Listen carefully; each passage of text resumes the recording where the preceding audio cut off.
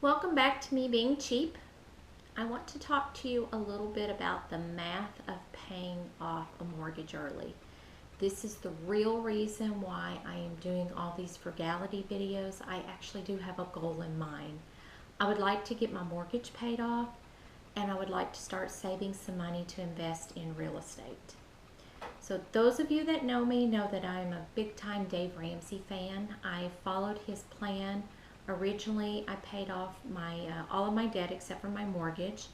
I have fully funded a 6-month emergency fund.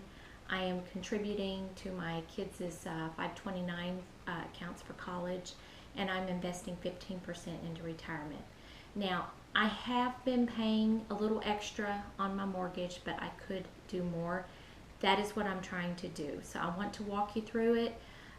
Those of you that might be interested in getting out of debt, put the pen to the paper, break out your calculator, break out your mortgage statement, do the math for yourself. When I worked through it, it was totally eye-opening. So first of all, let me tell you a little bit about my loan. I've actually been in this house over 20 years. However, years back I got a divorce. I had to refinance to get the house in my name, and at that time I built an addition onto the house and did a little bit of remodeling. So in 2010, I took out a 30-year note, and that was at 4 3/4 interest. Now that is not terrible, but that is not wonderful. However, given the lower nature of the balance of the loan, there's many banks that don't really want to fool with a refinance. And from time to time, I'm, wondering, would that be beneficial to take the extra step to refinance? Anyhow, so back in 2010, I was 35 years old when I took out this mortgage on the house, meaning that I would have been 65 years old when I paid off this loan. That's a long time. That's a long time to have a mortgage. So let me walk you through what I've been doing. So when you have a loan through the bank or a mortgage, you pay principal, which is actually the balance. You pay the interest, which in my case is 4 3/4. And then you had to pay into escrow. And escrow for me is the taxes on the property and the house. So we're not going to worry about the escrow payment. That's something that you'll have even if you don't have a mortgage. You still have to pay for the taxes on your place. You have to pay the insurance. I am sweating. It is hot in here. I have not been running the air conditioner as part of my budgeting. I've turned off my box fan that I have over here so you could actually hear me talk. So I am sweating. Okay, so I've been paying on this loan since 2010. When I got all my other loans paid off, I started paying about $300 extra a month that I've been paying on the principal. Now, I have some money in my account, and I'm getting ready to put a lump sum down. This is just extra money that has built up, mostly from me being cheap, but I'm going to pay that down. So these numbers that I'm going to throw at you are the new balance on the loan. And so let me show you what this is going to look like. I've got it written out on a whiteboard. So at the top, I'm showing the figures. If I pay an extra $300 a month, which is what I'm doing now, I will have the balance paid off in 7 years. And remember, that's after I pay down that lump sum that I've got sitting in my account. But the cool thing is over here, if I pay this off in 7 years, I'm going to save $9,016.20 in interest alone. That's pretty cool. When you start looking at how much you're paying in interest, even though it's 4 1/4, that's some real eye-opening figures. So I've worked it out. If I do $400 a month, $500 a month, $600 a month, $700 a month, $800 a month, $900, and $1,000.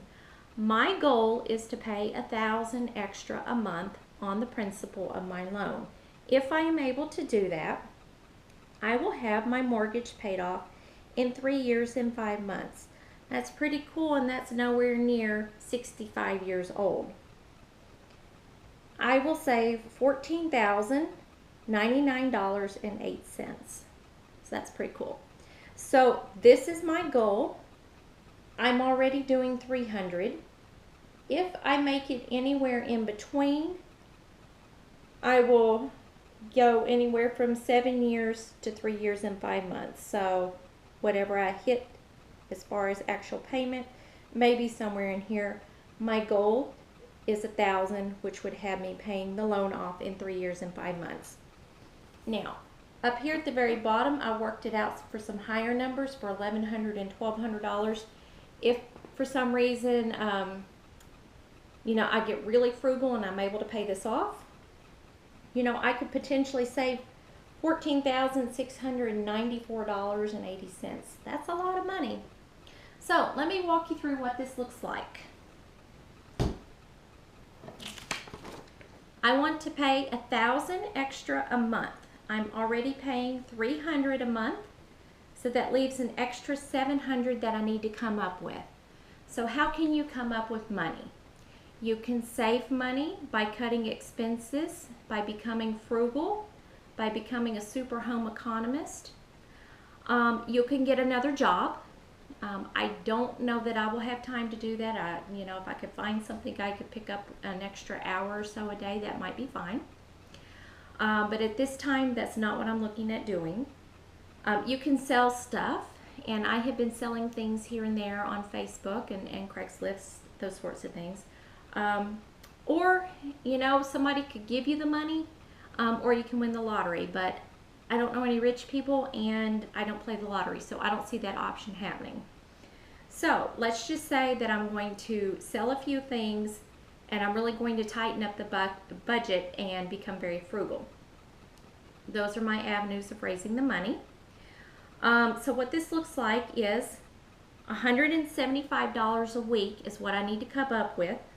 That's $25 a day, or for 24 hours in the day, that works out to about $1.04 an hour. So if you look at it that way, it's fairly doable. Maybe, but we'll see. And I'll be posting videos letting you know about my progress, things that I'm doing, and how that's working out, and progress. I'm thinking I need to get one of those old poster boards that people used to make for fundraising, where it had a picture of like the thermometer and you color it in. Maybe I need to get something like that to track the progress. Well, thanks for watching, and good luck to you frugal people and debt payer offers out there.